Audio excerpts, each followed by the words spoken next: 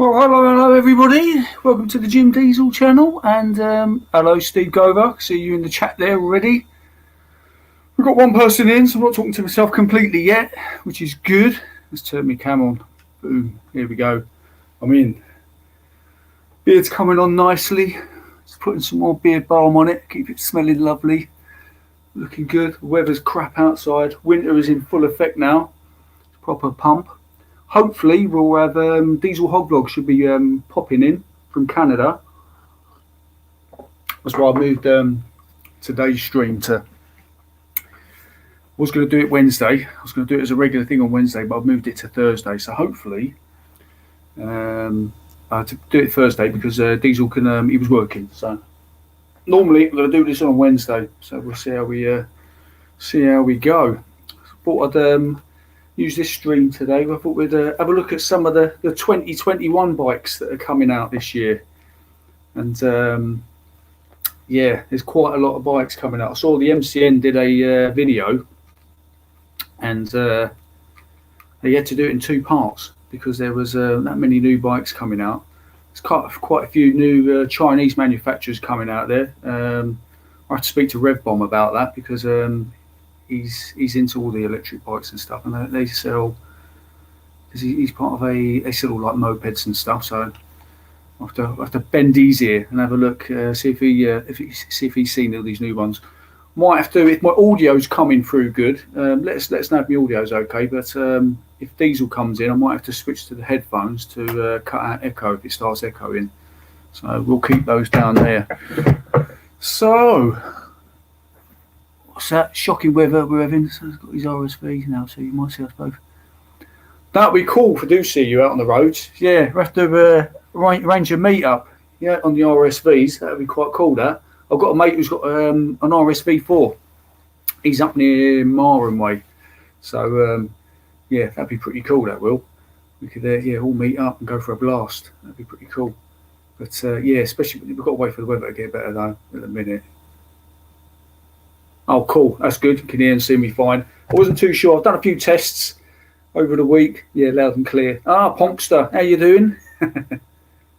Saw your video, Ponkster. Very good. Enjoyed that. You've got a cool beard as well. But, yeah, so, yeah, we need this weather to clear up. I might be out on my one tomorrow. I might be commuting back to Essex on my one tomorrow. So, depends. We're supposed to have a dry period tomorrow, so I might beast it out in the cold. Mr. Moustache, I can hear.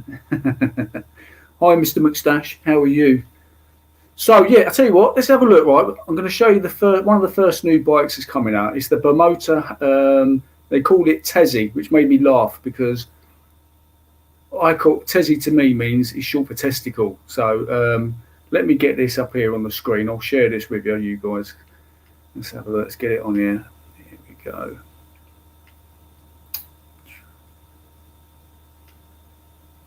There it is. So this is coming out for 2021, this bad boy here.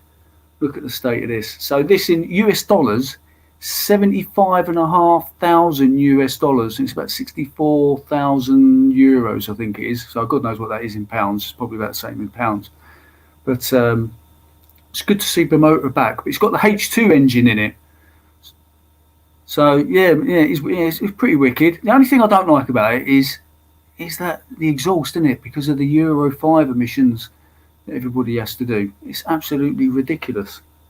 It's like a massive bin. You'd have to rip that off and spend even more money getting an aftermarket pipe. Honking.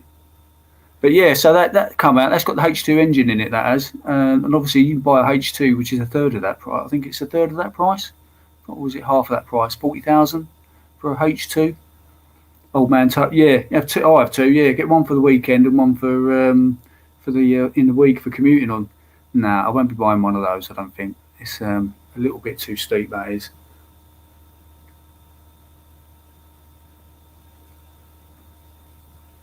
What I might do is I'll tell you what I do like the look of is the Royal Enfields. I don't know if anybody else out there has seen some of the Royal Enfields. You've got the Continental GT, another rich kid's toy. Yeah, they're not playing safe, are they? They go full on, don't they? Bimota. They go completely bonkers. yeah, like I was saying, no, the Royal Enfields. I've seen. I quite like the look of some of those. You've got the was it Continental GT and the Interceptor. I think it is. What I'll do is I'll see if I can get that up. Let's have a look. I'll put that in here. Royal Enfield. I'll tell you what I will do is a Royal Enfield Himalaya. Now, I'm not quite sold on that one. I know a few people have got them. Let's have a look. Here we go. Yeah, Royal Enfield. Let's share that. Now, this is their attempt at a off-road, not an off-road bike, a adventure bike, isn't it? That's what it's an attempt at. They're quite small. Let's have a look. Here it is. Let's click on one of these. Yeah, there we go. Royal Enfield Himalaya. So that's their adventure bike. The good thing, oh, here he is. Let's get him on here. I'll just introduce you all. This is Diesel Hog Vlogs, and here he is. Here's the man himself. How you doing? How you doing? How you going? Is my audio okay without my headphones on? Yep, sounds perfect. Not got, oh, cool. Well, I don't need my headphones. That's cool. What's that say? 28 days later in the background. It seemed fitting, right? Yeah. How are you? I'm good. You good? Yeah, I just had to go out, get a little blood sucked out of me today.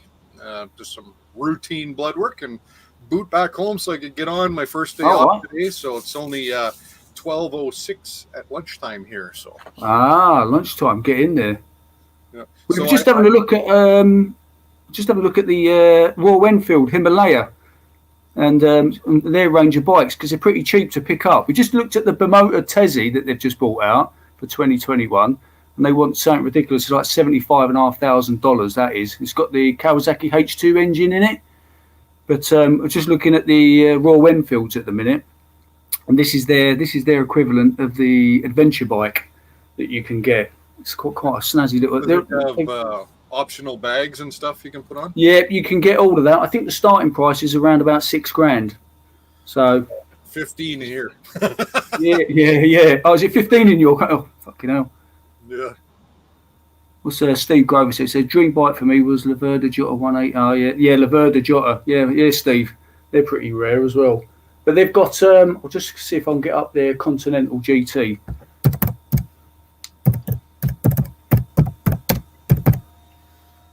quite like the look of this one. There's a guy in. I found a new YouTuber on. I think he's near Seattle. He's based, and he's got the. There we go. This is nice. They look like the old Triumphs and stuff and Nortons from back in the day. And these are like they've got 650 engine in them, and they're pretty cool. They are.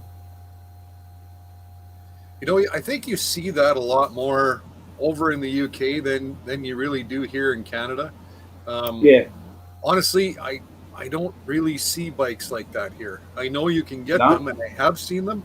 They're just not real popular. I think, honestly, the most popular bikes are your big Harleys. You know, even Sportsters. You know, that's still, I hate to use that cliche, a little bit of a feminine bike. I don't know. You know, Scouse rides one, and his is beautiful. And I mean, you got to man up to drive those. There's no two ways about it. You know, same with Alcamotos. It's beautiful. I have nothing against them, but it still has a bit of the chick bike stigma over here.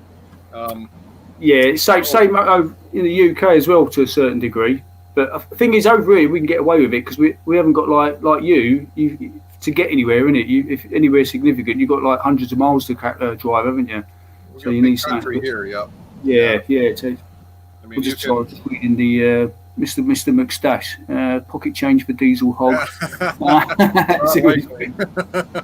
I wish.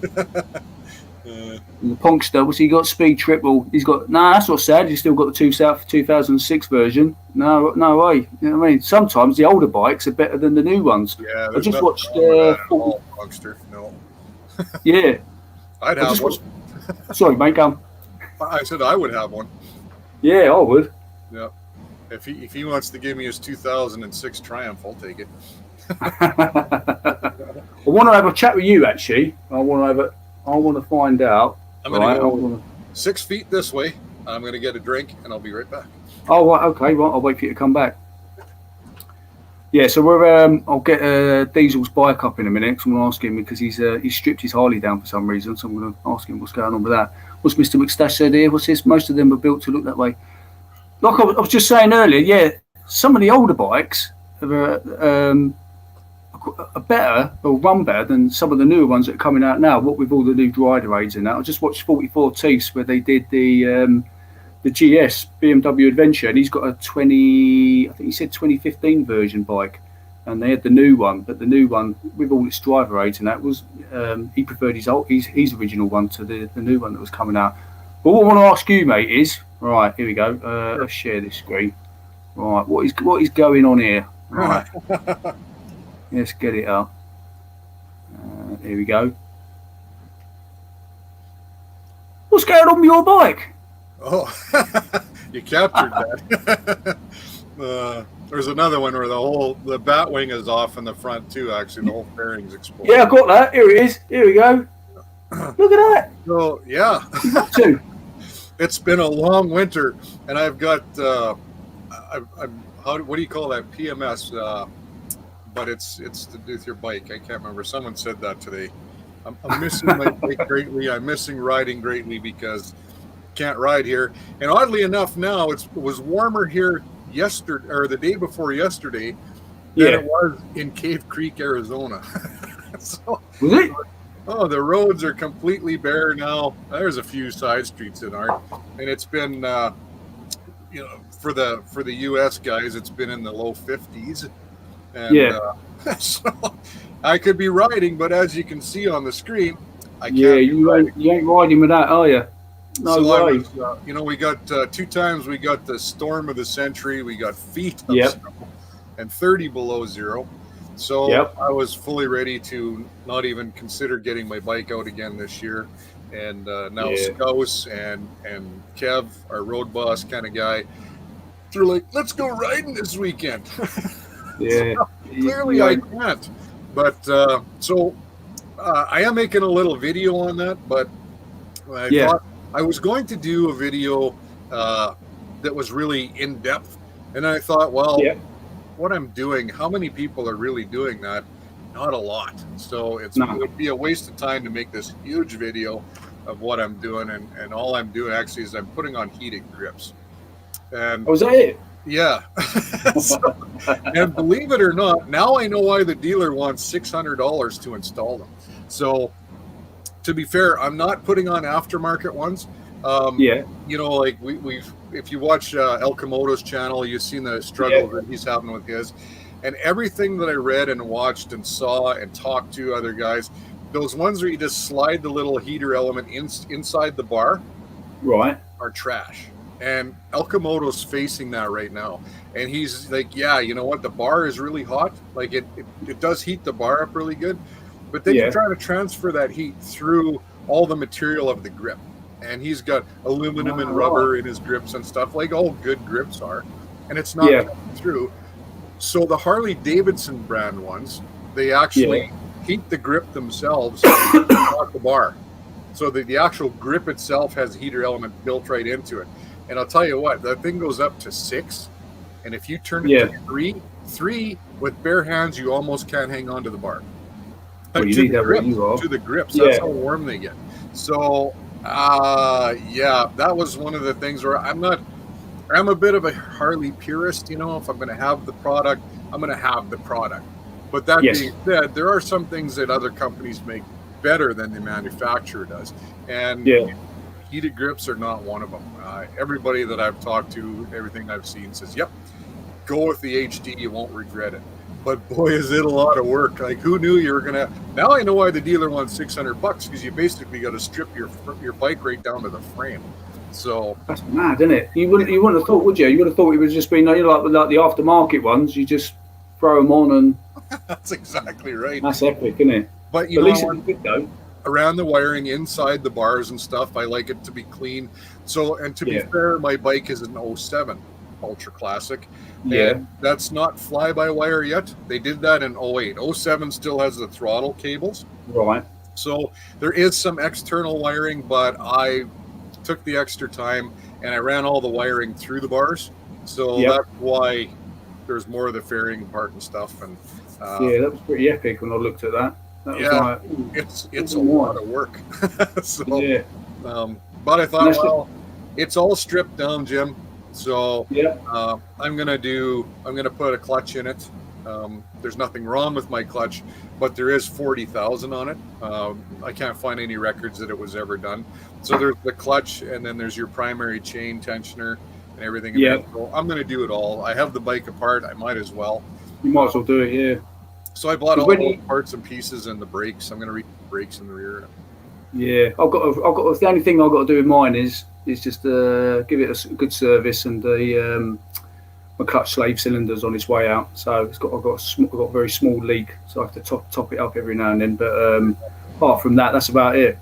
That and throw a decent exhaust on it. But when do you like? Can you start riding properly again then? Well, it really depends on the year, Jim. Yeah. So, kind of typically, so in May we have the May long weekend, which is like between the 22nd and the 24th, depending on what year it is of May. Yeah. That's typically our first camping season or camping weekend, and it has been known to snow really good on the May long weekend, and it's also been known to be, 25 degrees Celsius or 70 degrees, 72 degrees. Yeah. So it really depends on the year, but I'm hoping that we can start puttering around, maybe in April, end of April.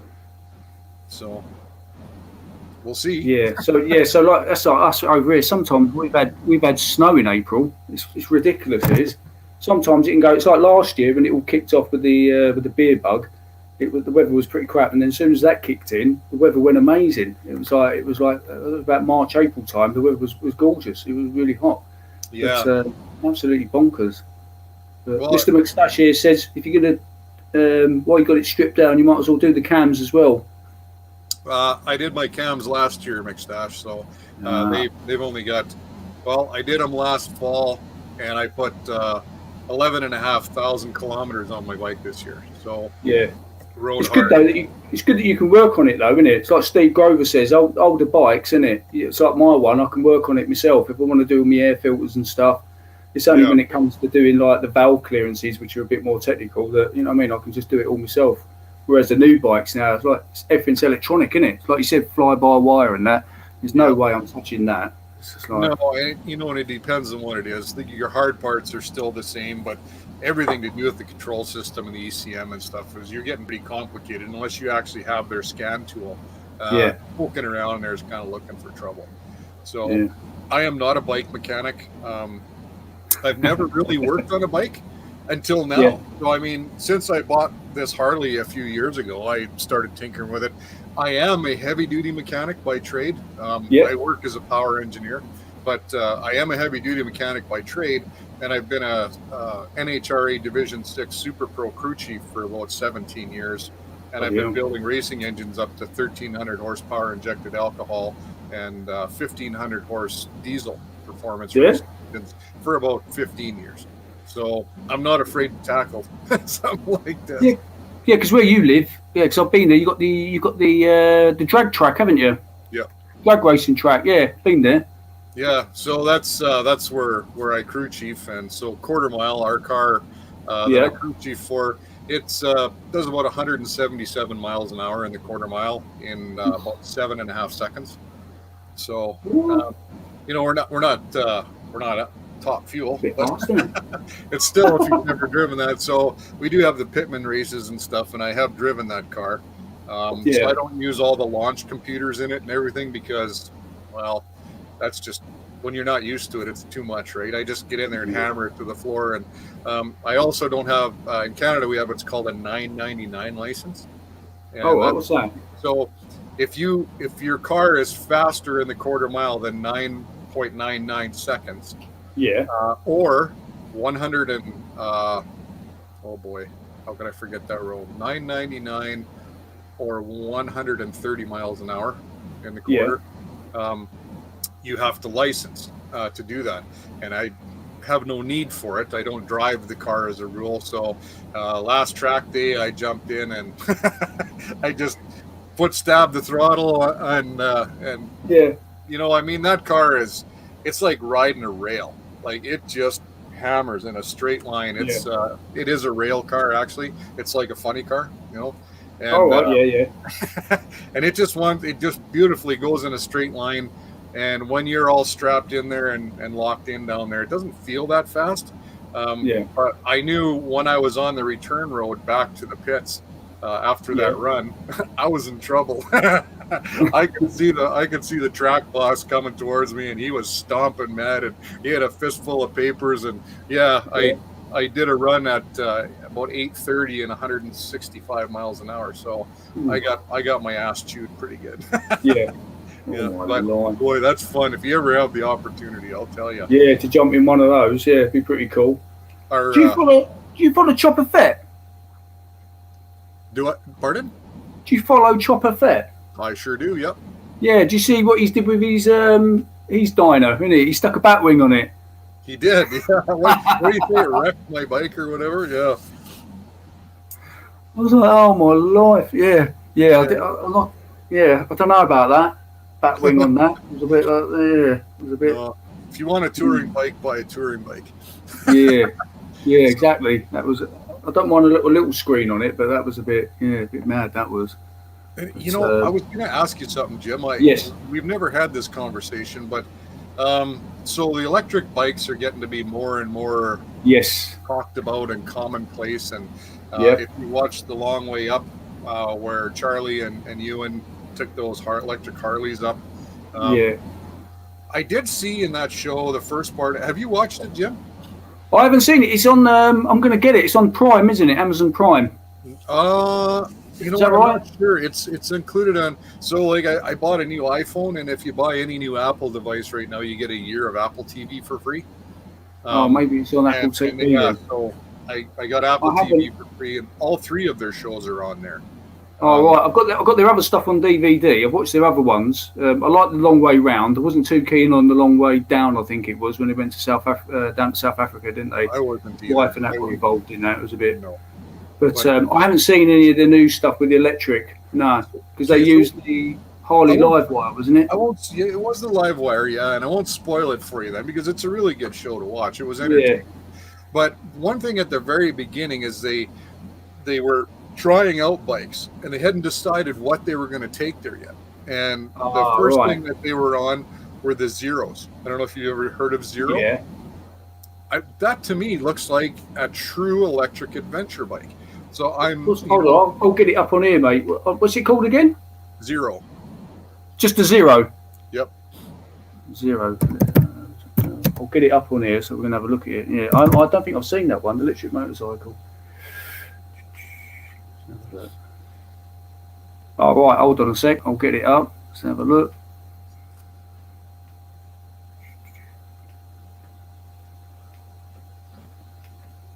Here she comes. Boom. Is it that one there, is it? Mm-hmm. It is. So the one that'd be like they were on, I think it looked more like the very top left-hand corner there, that 2019. Yeah. Yeah. So it looks lighter. It's got way more clearance for the wheels and the fenders. Yeah. The ones they were poking around did have saddlebags on them. Yeah. But they retrofitted their own stuff anyway. But I couldn't understand why they didn't pick this bike. If anybody knows anything about them, I'd be curious too, because I know very little about any electric bikes. Yeah, I've not followed. Yeah, I know RevBomb. I said earlier, RevBomb. He's tested a few of the electric bikes. He's in that because he sells bikes and stuff. But I've not seen that one. So if you looked at this bike, and then you looked at the Livewire, which one would you pick to go across the country like through the desert with? Well, the Livewire just looks like a Ducati Dialvio, doesn't it, or whatever you want to call it, doesn't it? It's a street bike, yeah. Yeah, Ducati. Yes, that's what it looks like, doesn't it? That's why I couldn't understand. It's like why fit bags as well? Because they've got a support crew, don't they? Because they need the support crew for the. They have there it is. That's it, there, isn't it? Yeah. So I mean, that's the Harley. That does not look like an adventure bike. You know no, I mean? that's not an adventure bike at all. And because they need the support crew, don't they? In case they get somewhere where there isn't any electricity, didn't it, to charge the bike? That is a huge understatement, Jim. They had a big flat deck truck with a diesel generator on it. On the back on the flat deck. They had a van that was outfitted with all kinds of solar panels and stuff. And then company that had, so they used electric trucks as their support vehicles too. And they were kind of cool. But they had those, like they could be towed to recharge. But the company that makes those electric vehicles, they went down like months ahead, and all the way down their route, they put charging stations for them. So all that show told me was that there isn't a chance in the world that you could take a Harley Davidson Livewire in any kind of a road trip. I've said this before, and I've gotten negative comments and I've got positive comments. I don't think Harley Davidson did themselves any favors with that show. Yeah, like they're showing off their bike, but what they're showing off is that it's impossible to actually do anything with other than putter around town. Yeah, it was all to do with it, with being green and stuff. But they, like we've said before, haven't we? When we were talking with a military biker, they should have used. Here we go. I'll get this up. This is what they should have used, shouldn't they? They should have used. I know it's petrol, it's not electric, but they should have took. If they were going to take any bike for Harley, should have been this one, shouldn't it? Should have been the new Harley Davidson adventure bike, because that's coming out in 2021. That bad boy there. So maybe they'll do another one. Although Charlie isn't that healthy, you know, a couple of those accidents he had, I'm not sure he could go 10,000 miles across country again. But I'll just cut you off there a minute. I'll just bring in Rev Bomb. Got Rev Bomb here. Here he comes. How you doing, buddy? Rev, how are you? Yeah, good. New headset. What one you got? What headset you got there? What you been out spending money? No, it's the wife's conference one she uses for work. So it's a I was contemplating getting it. Yeah, I've got one of those at work. Yeah, Jabra one, so does the job. Yeah, just talking about you. Your ears burning. No, actually, why? What were you saying? We were saying about the. I'll get it back on here. Actually, I'll get rid of that. I'll stop the screen. The Zero electric bike. Diesel was saying that Charlie Borman and that were looking at that originally. It's not a bad bike, but I've seen better. So, like, you know, I think you got to admit that Livewire was a really, really bad choice. But now he's busy. Okay. But so yeah, maybe you're the guy to answer the question. What was the better bike? You know, why do you think they didn't choose the Zero and they took the Livewire over top of an actual adventure style bike? Like, they had to modify the Livewire and they didn't do a very good job of it. I think it's all down to obviously influence. Who offers the bigger money? If Harley have come forward and said to them, what I would have used, I've had a go of a Zero. I didn't rate it. The Zero FXS, which is the sort of the motocrosser style one, is a very nice bike. But a friend of mine actually came up, and I've got to remember it now. Oh God, it's an Italian one, but it's called the Energica Ego, and it does look like, yeah. That thing it's blindingly fast. It's R1 speeds on that. Can we bring that up, Jim?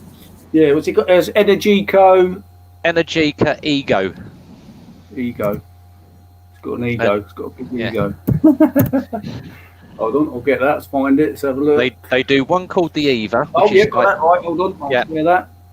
Abusa, how's it going, man? Yeah, Ponkster, he said too that I think the simple as HD paid them all, for sure they did. But I don't know. Myself, I would have wanted the best bike to do a job like that. That was quite the adventure. So yeah, look at that. It's like you said there, didn't it? It looks like a looks like a Ducati, didn't it? It does look like when he first turned up on it, I'm like, nah, what's that? You bought a Ducati? And he went, no, I'll put my key in the ignition. It took me 5 seconds to realise, where's the start button on this? It's not, it's electric. But the torque on that, because that won't only one gear, an electric motor. But when you actually hit about 70 mile an hour, that spins up and it sounds like the whistle of a supercharger going. So to me, that looks just like a crotch rocket. I don't It is. see an adventure bike with that either. So, but the other one, the EVA, is more of a touring version. So if you put the Energica EVA, that's more the touring version. Well, let's have a look. EVA. So have you driven the Zero? I've had a go on a Zero, and I've also tried the Ego. And obviously, I'm more into my crotch rockets now, but that one is a very good one as well. The EVA is a very nice sort of upright touring bike. Yeah, what didn't you like? The only thing that worries me is the range. There's not a lot of range on them. He was saying on his Ego, if he does push it, he can get about 100 miles, which is a bit like much. It's a bit like my 8. Well, that's actually less than Livewire then. Yeah, a lot less. And I've this week I've actually gone off of crotch rockets. So next month or so, my Ninja is going up for sale. Yeah, someone's got their ZZR, haven't they now? Someone's got. I actually had a delivery today because we were looking, because we buy a lot of used motorcycles from a main dealer. And he actually said, I've got a GTR 1400. And I went, what's that? He said, it's basically the ZZR engine, but it's in a touring version. And that came in this morning. Oh, my God, I wish I'd have bought that now. The GTR's got the full pannier kit on it. It's got like a pan European front end on it, but it's got electric screen that goes up and down like the Tiger. Yeah. It's an absolute beast, though, isn't it? It's a big machine, isn't it? It's a big machine. It's BMW size. I can actually touch the floor on it, so it's got a nice low king and queen seat. But the GTR compared to the ZZR, if you want the touring version, go GTR. If you want sort of tourer but crotch rocket style, go ZZR. Go ZZR, yeah. Oh, so that's turned your head then. I was like, oh damn it! Why have I bought that one? I should have bought this. Oh my God, yeah.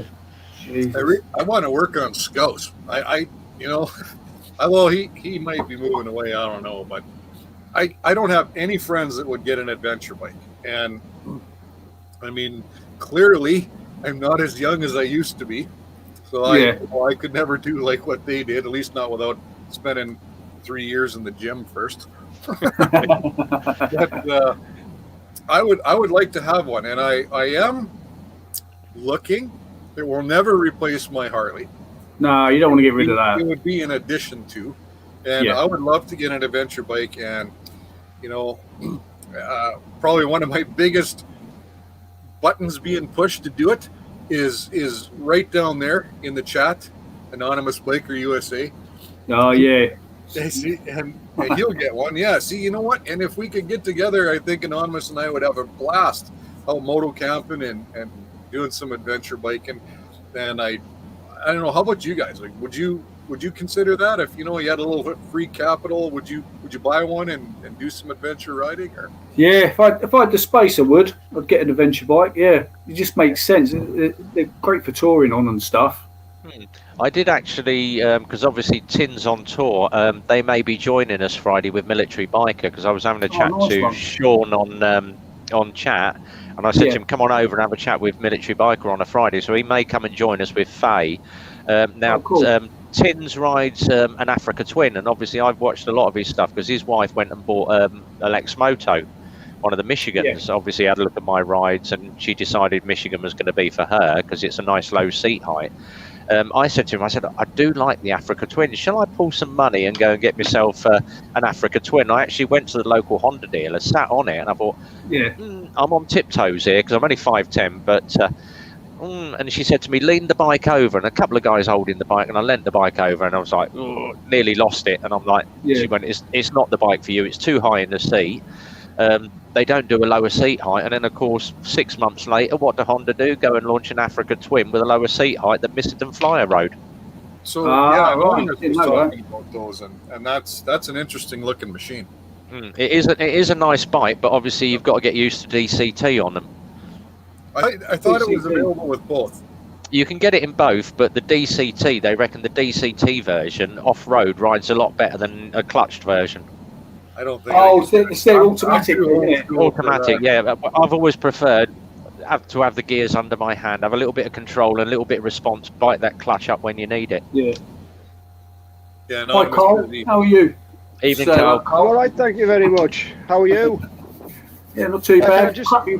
We've got just the weather's turned not proper nasty here today. It's just like proper manky down here, down in Suffolk. Yeah, it is a good crap. We've got it over here, Milton Keynes. It's just starting to snow. It's sort of drizzly snow here. That's it. Yeah, it's all about all afternoon. All day. Our wind all yesterday was 120 kilometers an hour. Oof. Oh, I saw your pictures. Yeah, it wrecked your roof and stuff, didn't it? That was my neighbor's roof, but it threw my barbecue into my smokers. But yeah, there's a lot of trees down, a lot of houses, a lot of people missing sheds. Oh my life! And I had a service rig that morning, and I sent it home right away. And then I heard that another big double service rig, about 100 miles away, got blown right over in the wind, and that's scary. That is. Yeah. Did you see? Just from for Rev Bomb. Did you see? Motorcycle News did the part 1 and part 2 of the new bikes that are coming out in 2021. Because I thought of you, because there's a couple of new Chinese manufacturers coming out, isn't there? Yeah, there's a couple of new Chinese ones. Obviously, with Euro 5 coming out on the 125s, most of the 50cc carb range has all gone out the window.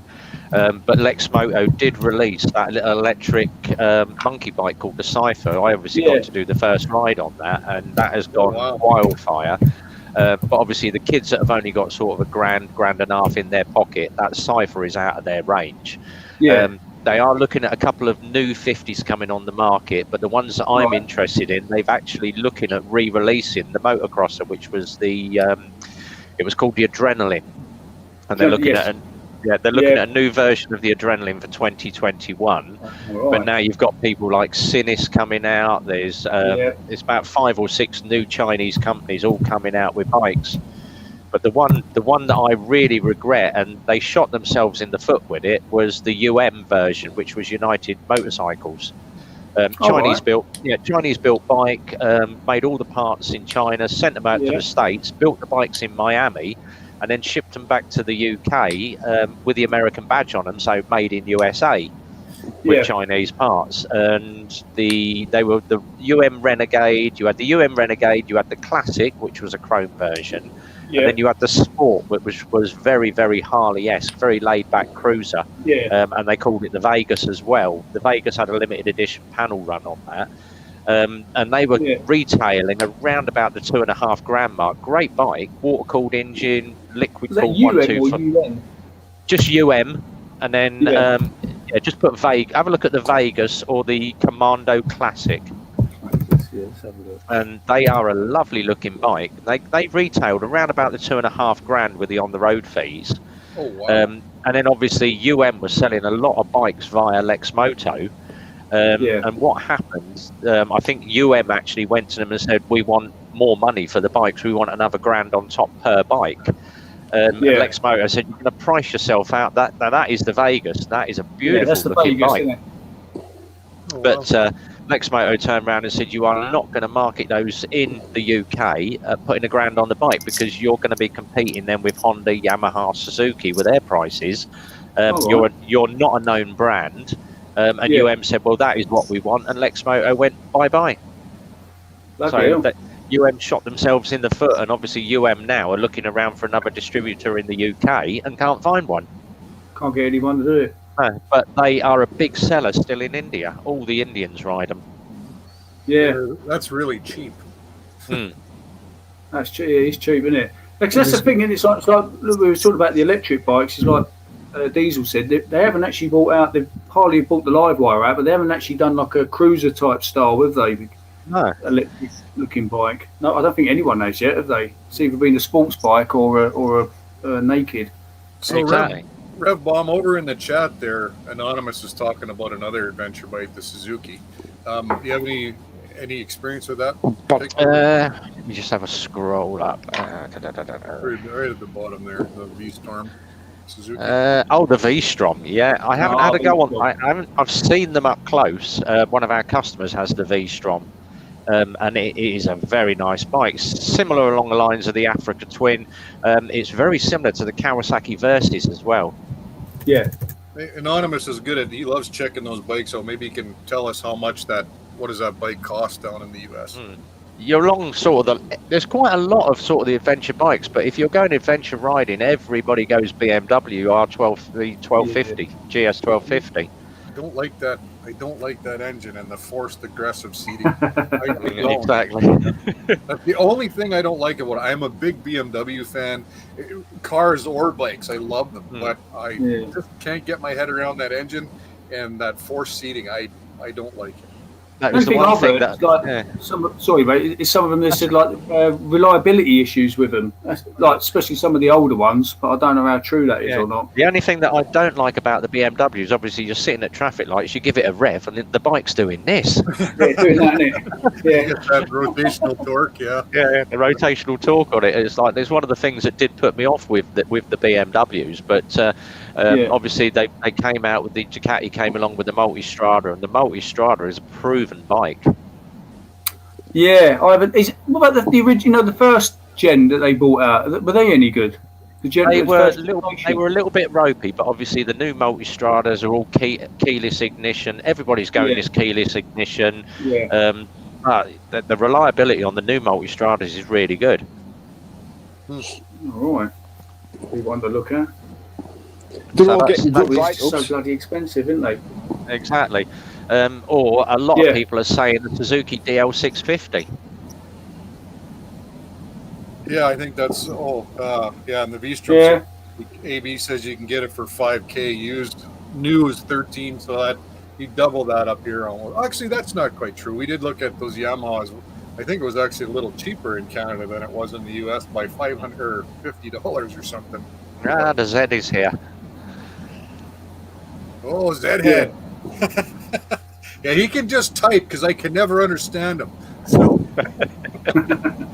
he's even worse when he's had a drink. There is something important that we have to address here today, though, and it's a bit serious. It's a bit serious. Jim. Yeah. What is this shit? What are you going What's that on your face? Yeah, I'm growing an old man. I'm upside down, Ed. I'm growing a beard. Like that. How come you get to do that? Yeah, we're allowed to grow. We're allowed to grow beards in the RAF now. So we're like the Navy. So we're allowed to grow beards. Do you have to be able to grow it? Disgusting, isn't it? Do you have to be able to grow it within 2 weeks? Well, they're kind of like they've tied themselves up in knots with it because obviously if you're a Hindu or a Sikh or a Muslim or whatever or we've got a Rastafarian in the RAF as well. You can basically originally it started off you had 2 weeks to grow it and then it's kind of like gone out now. It's just like you have to keep it to a certain length. You can't go like crazy full Gandalf, but it had to be a proper beard within 2 weeks. You used to have to grow the moustache within 2 weeks. Yeah, but a lot of people. It came in last year. Came in about March time. So a lot of people went full on beards. Need a little of the grease in there, buddy. I know. It's all white round here, and it's dark up here. I might have to get some Grecian 2000. might go gay pride and just have a bit of orange and a bit of blue. No, you're not. It's bonkers. Yes, we get away with that at the minute, which is pretty good. That's cool. But I want an electric bike. I will never pay $36,000 for a Harley. That's insane. That's stupid to me, especially since it's not that great. I mean, power-wise, go like hell, sure. Anything with an electric motor knows unlimited torque almost.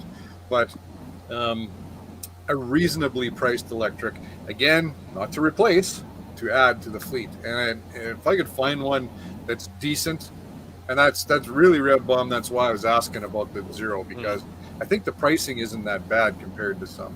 So if it was any good, that might be kind of fun. What I would say is, because obviously the big moto vlogger from our area is Missenden Flyer, and Andy does quite a lot of the big bikes. He actually rode the Zero, and he said it is very, very torquey. I thought it was an all right bike to ride, but obviously Andy did a very, very long, in-depth review on it, and he actually dropped it as well. Oh, did he? So he did a Put it live. He did a, Put it into a corner and lost the back end on it. A bit too much torque on that wheel, and it was like whoops. But it was only a low speed drop. But they are a very torquey bike. I think Lamb Chops has done it as well. So who's that? I'm going to rate that. Done, yeah. Follow that. Yeah, Missenden Flyer. Missendon Flyer. And believe it or not, he actually lives in a place called Great Missenden, which is about 15 miles from us. So. And he did a review on the. Yeah, and he did. I think he did the Zero. He's done quite a few. He did the new Goldwing just recently. Took Mrs. Flyer out on the new Goldwing, and does a lot of reviews. He does a GS as well. He's obviously got a GS. He's got about 6 or 7 bikes in his stable. So, but Andy is very, very knowledgeable. But the thing is, with the huge following, he's a very, very down to earth guy. We met him at the MCN year before last, and walked on the stand. He went, "Hello, how are you? Come on in, have a chat." Blah blah blah. He's very, very down to earth. He doesn't take the fame, doesn't go to his head, and he just says what he says. Says what he sees. And I think there's 3 of them that sort of rotate in their little group, which is Richie Vida, Missenden Flyer, Lamb Chop Rides. But they've got their own little, and obviously Teapot One. He's another good one as well. Yeah, Teapot. Yeah. Oh, Bruce is a very clever guy as well. He knows everything. Well, just looking on here, that Zero FXS, when it 2019 for you, Diesel, it was $8,500 US. So I don't know what that would be in Canadian.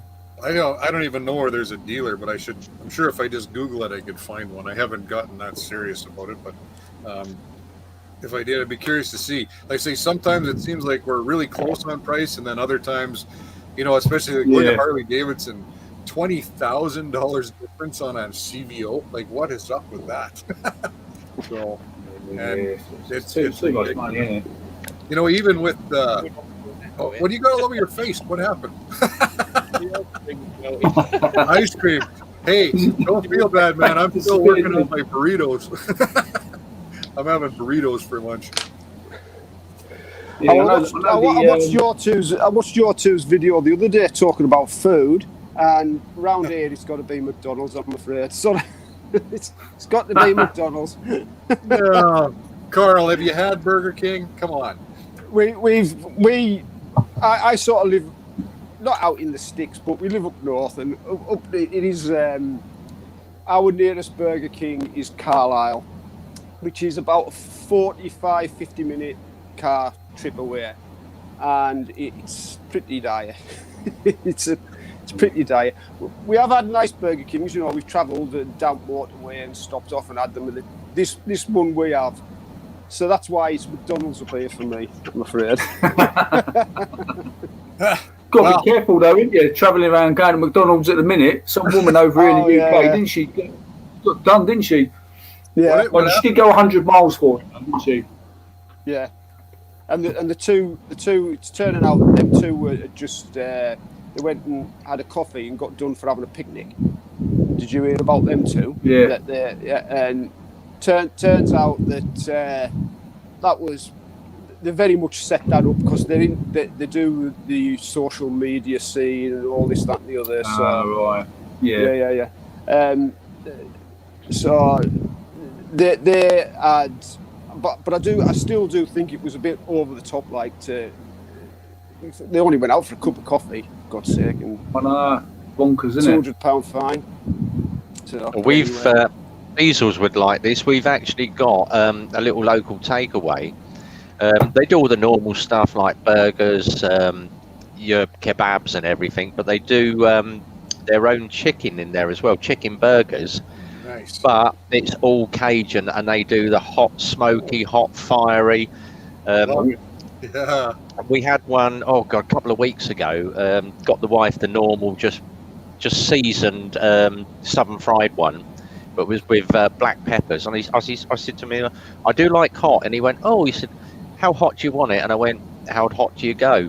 And he went, try the little pots. I'm like, that one's all right. Got to the hot and fiery. Oh, that's not bad. And he went, now try that one, which is the Super XL hot. He said, no one ever has that. But That's hot. I'll have one of them. Did you have one? It was nice. I do like hot food. I really like spicy. We had mixed kebab tonight, and wife has a plain one. Mine's loaded in chili, garlic mayo, and then with the green chili peppers on top. And I have about 5 or 6 of those and just eat them raw. I honestly thought for sure you were going to say super sausage. Nah. Every line you talk about super sausage, and they're like, nah, it's all shut down for about the next 6 weeks now. So yeah, he's not doing anything out of there, not even takeaway at the moment. That's bad, isn't it? It is. It's just ridiculous, isn't it? But roll on when this is all over and we can get back out again. Yeah, be good. Yeah. Can't wait for that. yeah, we're walking down in Alberta here too. I'm quite enjoying sitting in here because every time I've been out, every time I've tried to do a vlog, it's just been a disaster. It really has. Just one after another. I think I told you last time we were on Military Bikers. Last year I had 4 GoPro 7 cameras. I went through 4 GoPro 7 cameras. I lost one. I broke one. I sent one back because it wasn't right. Oh my god! I put more footage in. I deleted more footage than I uploaded. all through things like, you know, not plugging microphones in right, or not having it on the right setting in the camera or anything like that. So, and I thought to myself, oh, this year will be different, and then this happens. So, I mean, that stands for everybody. We've all had it. I had a bad year last year, just vlogging. You know, it's obvious we all had a bad year because of obvious things, but I just personally, vlogging last year was an absolute disaster for me. So I'm hoping to do a bit better. I'm hoping to do a bit better this year. Yeah, me too. I was considering uploading videos that I've done about a year ago or whatever, and just see if anyone notices, and just do that one of those a week. I actually managed to get out, I think, twice on Saturday. Well, I think you've seen them, Jim, out on the 2 little scooters in the freezing fog. Yes, saw that. Yeah, I was commuting in that. When I saw that one, I was out there. Was that on the Friday or was that on was Saturday night? Oh yeah, it was horrendous, wasn't it? That freezing fog. Freezing fog, -2, and then I realised about 2 mile into the ride, crap, I've got my Iridium visor on, so I couldn't lower my visor down either. Oh yeah, you don't want to be doing that. It was bad, and even with my pin lock, I've got a pin lock in mine, and even with that, it was until I got going, and it kind of like the weather system inside my helmet got acclimatised. It was all steaming up and everything, even with a pin lock. It was horrendous. It was. I really like my transitions visor. I love that it tints how fast it does and stuff, but it doesn't seem to fog up as bad as the other ones. And the Bell helmet, you don't need the pin lock. There's just a detent that just stops it just a couple of millimeters up. All right. That's perfect. Yeah, it's really nice. I'm actually really pleased with that helmet. So. I think I've got a pin lock on one of my helmets, and I tend it keeps it stops it from misting up, but when it does mist up, it's absolute murder. It's far easier having an ordinary visor, really, isn't it? Have you guys ever tried the coatings and stuff? Yeah, done all the even toothpaste. At one point, somebody said put toothpaste on it and cleaned it off, and tried it all. So, it does. The pin lock itself is good, but it's not good enough to stop it in all weather. So if you're out in foul weather, that is going to mist up that screen. And the obvious thing is when you can't just open, wipe, and close again, because you can't wipe it away. You see, when you're inside wiping it, so it can be a hassle, right? I find the Rain-X anti-fog works really good. Has anybody seen that gimmick that's all over Facebook? It's on all the bike channels. This little stick-on wiper, little electric wiper. Nice. It's up for like $19.99, and it's all over Facebook. It's all over YouTube and the adverts. Get this new motor, and it's basically a little sucker that goes on. Yeah. And then the wiper just you press the button. It's. But I thought, Well, it's handy until you get a bit of grit or road dirt comes up onto your screen. You're going to be scratch. It's cool. You've seen those little screen protectors you can get there on Facebook as well for GoPros. You stick them on the GoPro and it stops all the mud. It'd be good if you could have something like that. You put that on the outside of your screen and the water then just beads off. Yeah, but if you've got a decent set of gloves, you've actually got the mask wiper in the index finger. Yeah. Yeah, that's what I do. Yeah, like that. Yeah. If you guys see like the stock car guys that race dirt track, they have tearaways, and so you put them on. There's like 10 on the pack, and they're water and mud resistant and stuff too. It beads off really good. And when it finally, we used to when I did Speedway, we used to have them on a little elastic band, and you literally just flick one off, and you had your next tearaway underneath on Speedway. Yep. Oh yeah. And they do seem to work pretty good. So. What's the random spiker saying? I use. He's stuttering. He is, isn't he? Abusa, get it together, man. He's losing it. He's probably swearing at his phone. Hydrophobic works awesome.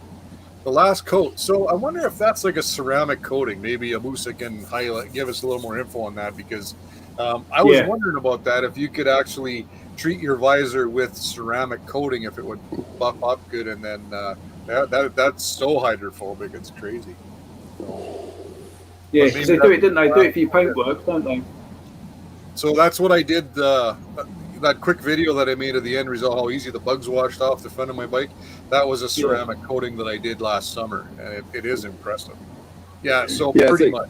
I think it sounds like the last coat is. I think I commented on that video, didn't I? Last time I was over there in Banff, I thanked you for killing them bugs, because last time I was over there in Banff, they absolutely slaughtered me. I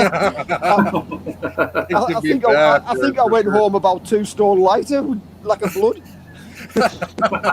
Yeah, sometimes we just, if they land, we put jet fuel in them. We don't always know what they want. So, helicopters. So you've been to Canada, and Jim, you've been to Canada. Yep. Randall, have you ever been over here? No, not yet. No, got to go. We did. The last time I was in the States was 1984, when there was 12 English DJs decided. Agencies all got together and said, right, let's send these English DJs around America and show them what English DJs do. And we all ended up. We flew into JFK. All got the hire cars, and I said to them, well, I had a left-hand drive Mustang at the time. I said, I'll drive the car, you read the map. And this was like 2 a.m, and we're driving along, and there's burnt out cars and black people everywhere. And I'm like, where the hell are we? Saw the police car, so flashed up the police car, and it's hand on the hip. He got his hand on his gun, walked up to the car, and I went, excuse me, I think we're lost. And he went, you're British. Follow the cruiser. What? Follow the cruiser. What cruiser? I'm thinking motorcycle. He went, my car. Follow my car. Where are you going to? I said, we're heading for the interstate to go across. Follow me, I'll take you to the on-ramp. We got to the on-ramp, and he put his lights on, pulled us over, and he said, this is where you go. He said, follow the freeway down, you've got 3rd exit, come off there. All right. He said, do you realise where you were, buddy? And I went, no. He said, you were downtown. No white people go downtown after midnight. But yeah, we had a really good tour. We ended up sort of started on the west coast, went across to the east coast, down that side, and then back up the other side. So we did 28 days in the States, and nice. Taught the English guys all about who all the British artists were. And they were like, who's this? Who are Wham? Who's Wham? Hey, so have you guys watched that show about Elton John that just came out there last year or whatever? What, film or? Yeah. Film. Yeah. Yeah, can't see. I've never been an Elton John. I've never listened to his music, but that was actually a really good show. It was an interesting story. I had no idea that he had the life that he did. So the one that the missus watches all the time is A Star Is Born. Oh, is that right? Yeah, The new one with Bradley Cooper in it. She's like, oh, Bradley Cooper. We'll grow a beard. No, you won't. Hey, What a difference when he was in American Sniper compared to that. Eh? I know. Yeah, that is more my sort of film. Yeah. Good one to watch. A good one to watch is Yesterday. If anybody's seen that one, Beatles. I'll have to look at that one. Yeah. He has an accident. He wakes up. Right. Oh, hello. Knock that off. He has an accident, wakes up, and nobody's ever heard of the Beatles. Yes. Yeah. Yeah. It's a good. He knows all the songs, doesn't he? Yeah. Yeah. He's a singer. He's a failed singer. He's a failed singer, and he gets knocked over by a bus. And when he goes into a coma, and when he comes out the coma, nobody's ever heard of the Beatles. And he googles, you see, he googles them, and it comes up like Beatles, the bugs that crawl. Or can't find anything. Nobody's ever heard of the Beatles, and so he pretends he's writing these songs and singing them and that. It's quite a good film, yeah. That sounds good, yeah. Hey, Jim, can you please put one of these in the chat for me for DHV, or like what Anonymous just said? Oh, what was that? It belongs to Elton John, See, the things that I tend to be into, I'm into my SVU. So obviously, Diesels, you may know who SVU are. SVU. Special Victims Unit. Oh yeah. Yeah, so we tend to watch a lot of that, but I am big time into my Walking Dead. So I'm done. I really that's been one of my favorites too. I have a long drive to work and back every day. I'm about an hour and a half each way, and so it gets really monotonous. And then about 5 or 6 years ago, I got onto audiobooks. So I listen to almost all my audiobooks are post-apocalyptic type stuff, zombie stuff, and that's the good stuff. Tell you what I just recently binged was on Netflix, The Norseman.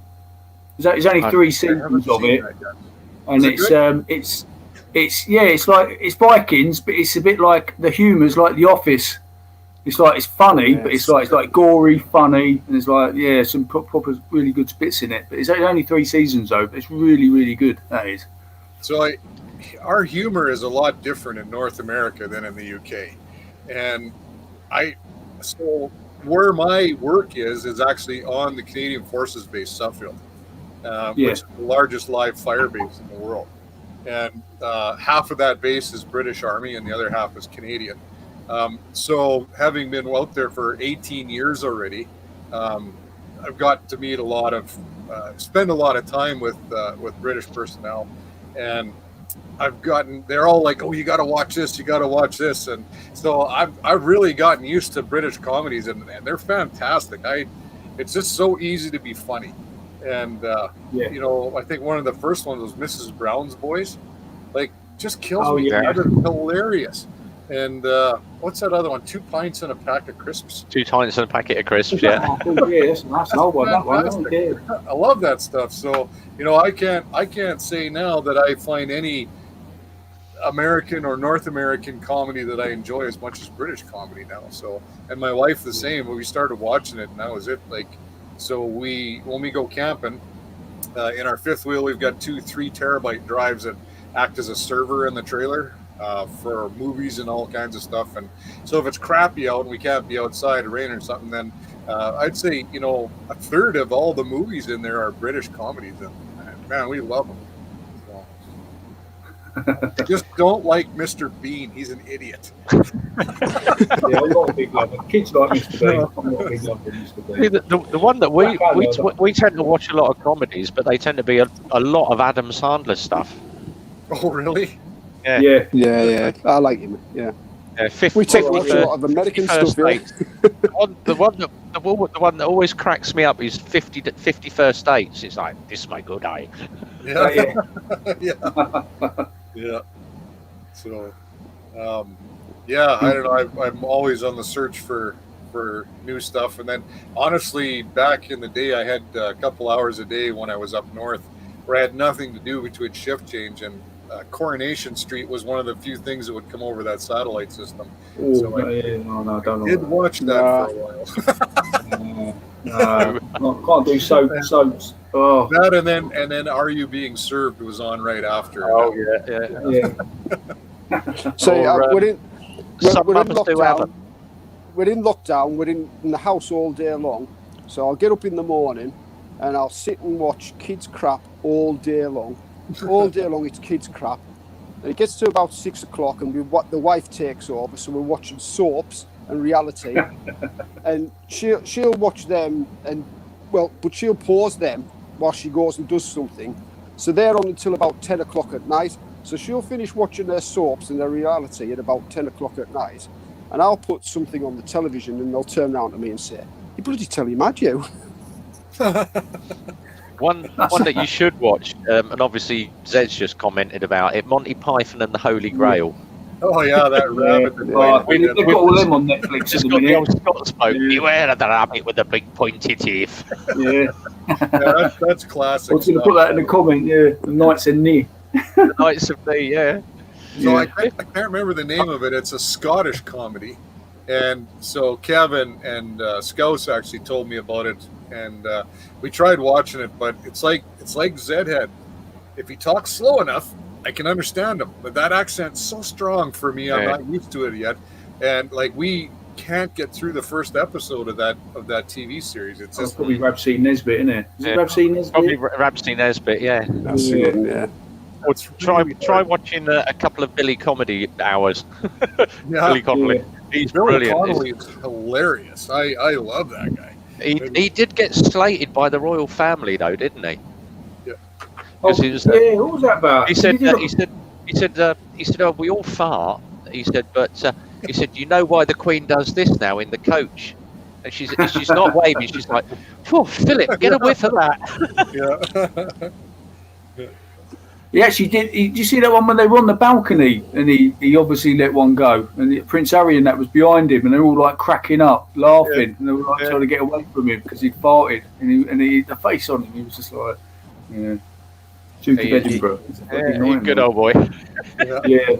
He did one bit about when they were in Mexico, and I'll tell you what, I had tears in my eyes. I was laughing so hard when he talked about, they were so careful, and they had bottled water even to brush their teeth, and then the kid used it all up, so he filled it with the tap and put it back on the counter, and he spent the next 3 days just a horrible shit. So I just laughed so hard. It was, I could just see a kid doing that for real. Is that Ross Douglas on? And I work with a Polish guy. That's a cool thing, yeah. I haven't heard of that one. 2 Doors Down. What is that? Is that a Scottish comedy? Don't know. I haven't heard of that one.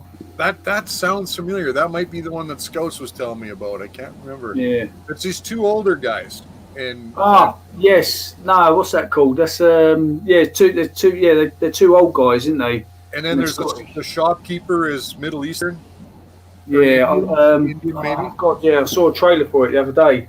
It looked quite funny, actually. Yeah. I think can't work out the Polish guy. Can't work him out. I think that's right, Ross. The game sounds right. A lot of the drivers that deliver our bikes to us from Lex Moto tend to be Polish lorry drivers. And I'm like, morning, and he went, speak no English, and I went, oh, okay, teach me some Polish then. How do I say good morning? And he went, Szpitali, and I went, brilliant, Szpitali. Wrote it down. Next lorry driver turns up and he pulls into the yard. And I went, Szpitali, and he went, what? I went, Szpitali, and he went, what do you mean, off? That's awesome. Who told you that? I said, one of your Polish lorry drivers said that means good morning. He went, no, it doesn't. We had a guy that worked for us, and he'd get mad. He'd walk around, kurva, son of a bitch. And I find that's what the kurva, I guess, means shit. So he's always walking around, shit, son of a bitch. Kurva, son of a bitch. That was funny. Yeah, Zedhead just said, that Scottish one's still game. Yeah, that is it. That's it. Yeah, that looked quite funny. I saw a trailer for that. I'll have to get into that. Yeah, that Norseman, they're all Polish. Polish. They're all Norwegian. All the actors are Norwegian. It's all in English. But it's it's really funny. That is. I'll have to check that out.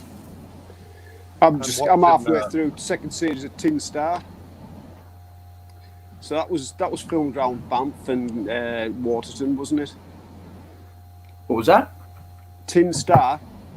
Tin Star. Tin Star. That's on Sky. Yeah. That's a good series. He's like an English cop that goes out to Canada to become sheriff of this town, and it must be the worst. It must be the worst town in Canada because it's full of drug dealers and murderers. It's a good series. Calgary. It's a good. A lot of it was filmed in Waterton. Is that right? I don't. All right. Yeah, I can't remember when they're in town. They use two towns. They used two Canadian Rocky towns, and they used one town for when they're actually in town and in the buildings and all this, that, and the other. And they used Waterton for all the long shots, for all the scenic shots as you're coming into town and that. So yeah, that's good. Keep an eye out for that Tin Star. Yeah, McStash is right. That's where Randy's Rides lives. Yeah, that's in Sault Ste. Marie. I've been there, and in that Sault Ste. Marie is not the nicest place to begin with for a big city, and where he lives, holy cow! I don't know if you watch Randy's Rides or not, but he actually rides an electric bike. But yeah, it's sketchy. They stole his fence. Like, they steal everything, so he brings his bikes right in the house at night. So, and So there's a new zombie one actually. You sound about what you call it, Walking Dead and stuff. There's a new one coming out. It's got David Bautista in it. They're filming it at the minute. It goes to where it all started. So it starts off. I think it starts off in Area 51 or something. And it's like it's like a bank heist. I think they're all like ex-soldiers or something, and they go and rob a bank. And it's set while the zombie apocalypse is kicking off as well at the same time. But Jack Snyder, I think the guy who did the Batman movies and that, he's directing it. So that'll be coming out this year, later on this year. I think it's either a series or a straight Netflix film. Netflix film it'll be. So it'll be on Netflix. Did you watch World War Z with Brad Pitt? Very good. Yeah, I read the book, so it was the film weren't too bad, but it was nothing like the book though. But yeah, the book always wrecks movies as a rule. Yeah, the only one I've seen, I read the book. What's the one where Matt Damon's on Mars? Oh yeah. The Martian. The Martian. Yeah. Obviously. And so the movie was actually pretty good compared to the book. The book, I mean, of course, way more detail and stuff. It's quite a big book. They did a good job on that movie. So, yeah. And, I read another book. You guys probably know this better, being the SAS is British. What was it? Bravo 20. Oh, yeah. Very good book. What an amazing 2 seconds. book. And someone told me that there's a movie of that. And it's got it's Sean TV Bean in movie, it. isn't it? TV movie. Yeah, It TV wasn't movie. like a big theater production. No, it wasn't. Yeah, it was a TV movie. There's another good book on that. It's called Into the Whirlwind. I think it's called, and it's the warrant officer who was part of that group, and he's telling it from his side of the story because he had to go.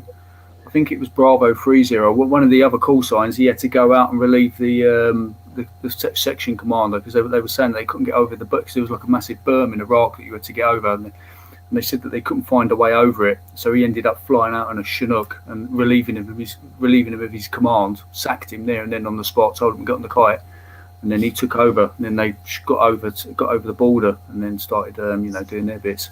But that was pretty good. I understand they took. He got some shit for writing that book. He talked about how they keep the little maps rolled in the seam of their underwear and all that stuff. Some things that weren't just widely commonly known. So I did read some stuff that there were a few things that he said in that book that the SAS wasn't too happy about. Yeah, they all get panned. There's- They all get panned. There's And one. it's usually the ex-SAS that. Yeah. It's usually the other guys that pan them. Sniper one. Sniper one, best book out. These are my regular reads. That's my other favourite. Chris Ryan's Black Ops. Well, that'd be good. And this Oh, yeah. this was my new one for Christmas, and I'm halfway through that Andy McNabb Red Notice, which is his new one. So Andy McNabb, Oh, was yeah. he not one of the guys in Bravo 20? That's it, yeah. Was Andy McNabb, was his book the one that got away?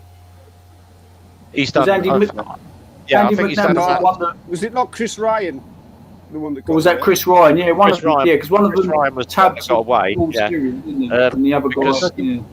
The series Strike Back that was on Sky was actually written by Chris Ryan. Oh, right. Yeah, that was half decent, right? I thought they got a bit carried away with it. Did get, yeah, but then obviously they put Rona Meacher in it in the third series, and I'm like, this is going to be good. Yeah, yeah. I thought it got a bit far fetched. You know, we don't need forces. We just get a couple of them guys in, like so. Yeah, it's like forget sending the army, just send two blokes, they'll do the job. But yeah, it's I tend to watch a lot of These days, sort of, sending it drone. yeah, I tend to watch a lot of the films, and I'm sort of that's completely wrong because they got totally the wrong guns.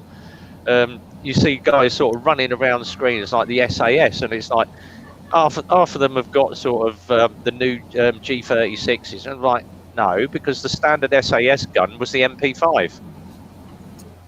Well, no, it depends on what they're doing. But so Tim, in our videos we did together, you talked about average speed cameras. Oh, yeah. So I think you cursed me. I got myself a nice photo ticket. Oh, did you get done? Did you? Yeah, in our new Jetta. So yeah. Oh my life. So that's how they come here. It's a picture of what the camera actually took a picture of, and just a nice little $126 surprise. So yeah, that's how we get them here. They just come in the mail like this, and they give you 30 days to pay it. Is Jim frozen? Oh no, he's back. He's probably thinking about all the tickets he's had. He's distraught. He's shut down. He has. He's frozen. He's gone. Jim, you've piled up on us. So, oh, there he goes. Showed him a ticket. Yeah. So how fast was I going? I was doing 65 and a 50. So that's not bad. Could have been worse. It's kilometers an hour, so that's not that bad. So to be fair, a police officer would never have given me a ticket, but it's normally slap on the wrist. Yeah, they don't even bother. So their tolerance is 10 to 15K, depending on where in the city you are. If you're not school zones, no tolerance. Boy, you do 1 kilometer an hour over, you're getting a ticket. But it's usually about 10% here, isn't it? It's 10% plus 2 miles. Yeah, usually about 10%, round about that mark. So, are you miles an hour where you are, Carl? Yeah, miles an hour. Same here, yeah. I thought only the States was miles an hour. where the other temperature gauge as well. When all you lot over there go, oh, it was 98 degrees. We're like, what?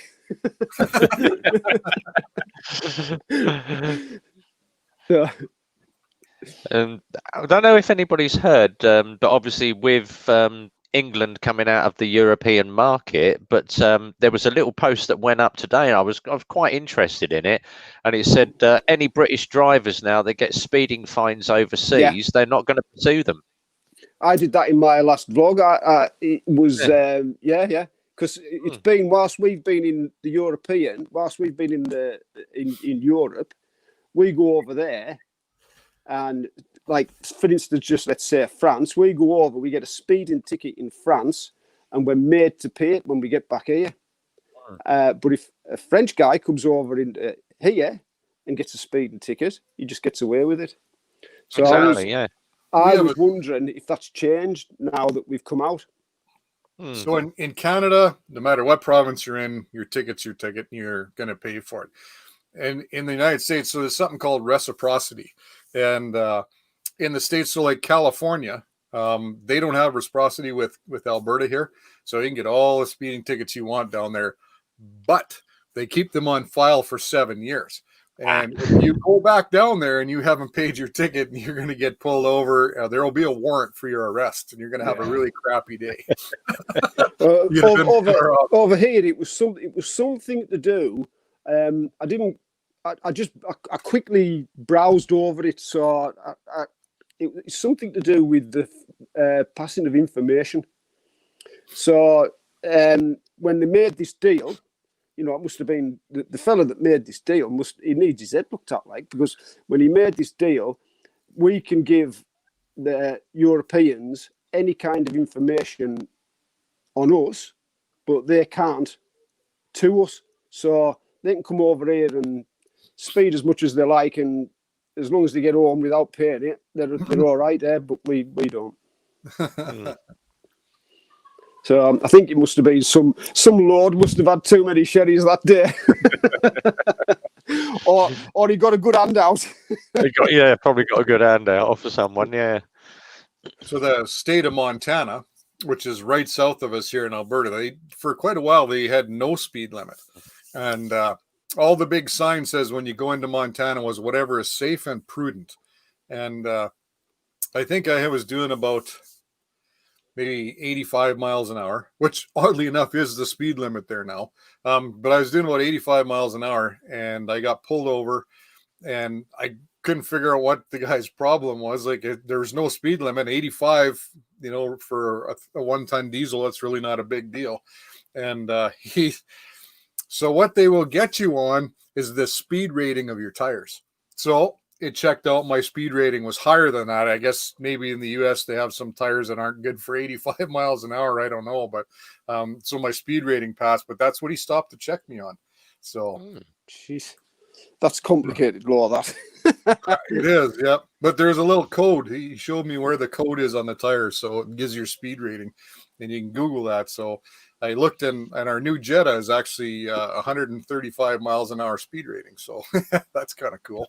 Still a Be pretty lucky good ticket now, though. But my little car that I've got, because obviously I've got my bike at the moment, but I tend to run around in a little Kia Picanto, and it's 1 litre engine.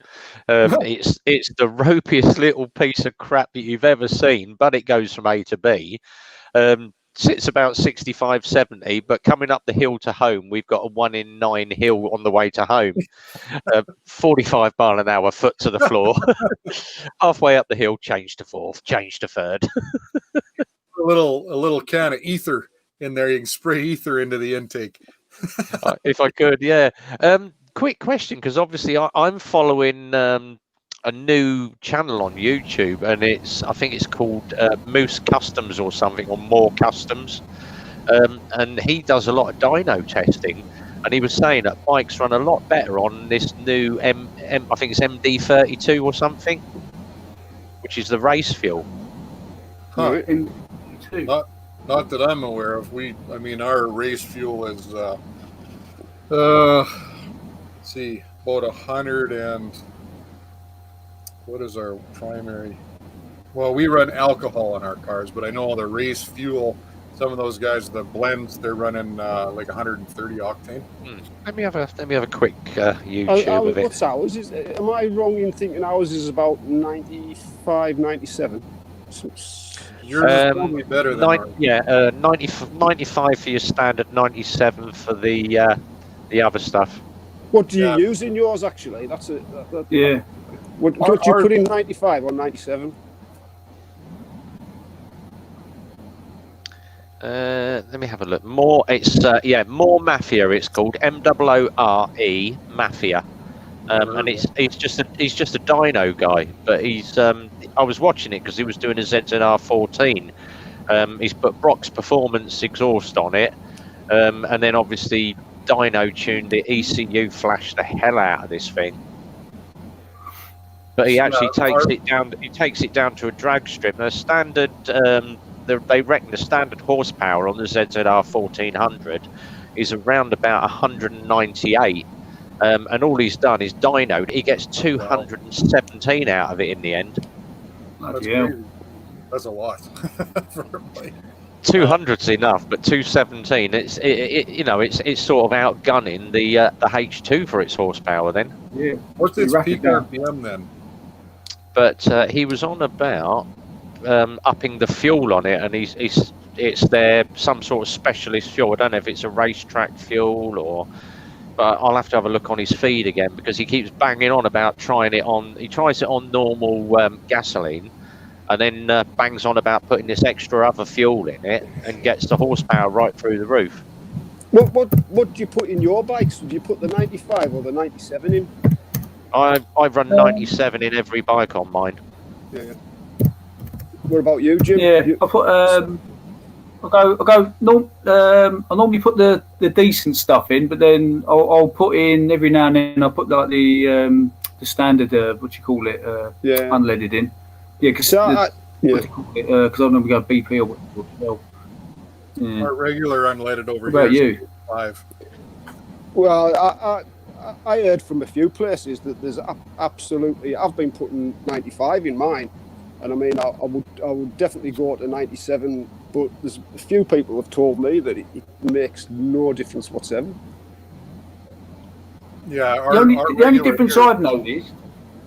Oh, go ahead. Sorry, Diesel. The only thing I've noticed is I get more MPG. I get slightly a little bit more MPG out of the higher rated gas. Right. Yeah, I don't notice any. Well, I only run, so we're 85 regular, and then the super, or the highest grade, is 92 or 94, depending on which station you go to. That's the highest octane we can get, and Harley wants you to run that higher octane. I have been caught far enough away in a rural enough area that I couldn't get super dysregular, and he pings pretty bad. I don't like that. So I carry now AMSOIL. They're called single shots. It's an octane booster, and it's made. You pour that in, it's for 5 gallons, which is exactly what my fuel tank is. Bottle of that, regular fuel, you're right up there again. So then I don't have to worry about detonation and stuff. I tend to, because obviously I run the Ninja right to empty till it hits the reserve mark, and then down to the gas station, bang a load of 97 into it. Now my tank, I think my tank's a couple of gallon, 2 to 3 gallon in there anyway. But what I tend to do is molly shoot. We do a thing called molly shooters, liquid molly shooter, and I tend to every fill bang a molly shooter through the tank as well, which just ups the octane level. But it produces good flames out the exhaust. Hey Rev, before I forget, if you're going by Super Sausage sometime, will you take a picture of the menu for me? Yeah, sure. Yeah, I like to see what they have there. I've gotten such a kick out of that. I've never heard of such a thing, and a few of your videos and stuff, and on here you've mentioned Super Sausage, and I think that's so funny that my wife and I were actually thinking about maybe buying a food truck and calling it Super Sausage. Their actual logo, should I say, slogan. Welcome to the Super Sausage. It's all about the sausage. Yeah, that's right. But they've won Britain's best cafe for the last 4 years running. So of all the biker cafes, they've won the best cafe in the UK 4 years running now. That's fantastic. I think. Well, I'm gonna have to go, guys. I'm gonna have to split. Yeah, I'm gonna have to knock it on the head, fellas, because my internet keeps dropping out and I keep disappearing. Carl's got to get on. Yeah, he's gone. I think he's gone again. Yeah. I've got. I'll. You'll be on tomorrow, no doubt, will you? I'll see you later, Carl. Yeah, I'll see you at Military Bikers tomorrow. Military Biker tomorrow at 9. Yeah, so I've just posted for your diesels in the YouTube. So yeah, I'll see you tomorrow night. Perfect. Yeah, see you tomorrow. See you tomorrow night. All right. See everyone. Yeah, Carl. See you all. Yeah, see you later, Carl. Fellas. If Jim gets back on properly. Yeah, thanks for coming on, everybody. Yeah, no problem. I'll see you thanks tomorrow. everyone in the chat, and I'll see you tomorrow. Yeah. See you guys tomorrow. Cheers.